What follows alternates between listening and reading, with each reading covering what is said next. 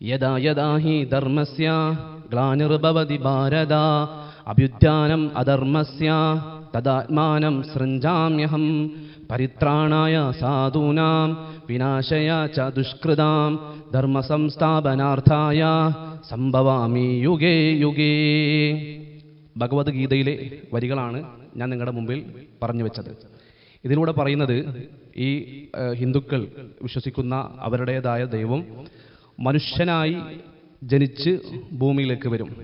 എപ്പോഴാണോ ധർമ്മം ക്ഷയിക്കുന്നത്, ധർമ്മം ഇല്ലാതാകുന്നത്, അധർമ്മം എപ്പോഴാണോ വർദ്ധിക്കുന്നത്, അപ്പോൾ ഞാൻ യുഗം യുഗമായി കാലങ്ങളിൽ എന്ത് ചെയ്യും? ഭൂമിയിൽ ജനിക്കുന്നു, ഭൂമിയിലേക്ക് അവതരിക്കുന്നു. എന്തിനു വേണ്ടി? നല്ലവരെ രക്ഷിക്കാനും ദുഷ്ടരെ നശിപ്പിക്കുവാനും വേണ്ടിയിട്ടാണ്.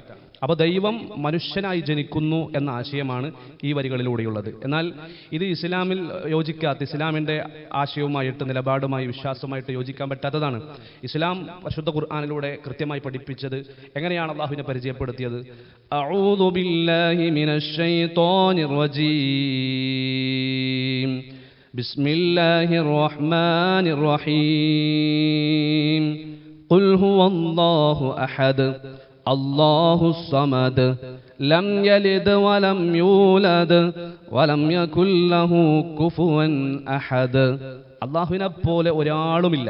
ലൈസ കമിസ്ലിഹി ശൈഉൻ. അവൻ ജനിച്ചവനല്ല, അവൻ ജനിപ്പിക്കുന്നവനല്ല. അതായത് അവൻ മനുഷ്യനായിട്ട് ജനിക്കുന്നൊരവസ്ഥ ഇല്ല.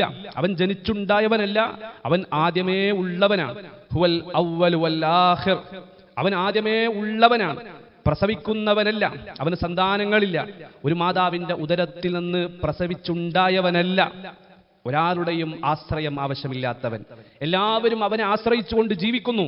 നബിയെ പറഞ്ഞു കൊടുക്കണം, അവൻ ഏകനാണ്, അവൻ ഒരുവനാണ് എന്ന വിവരം.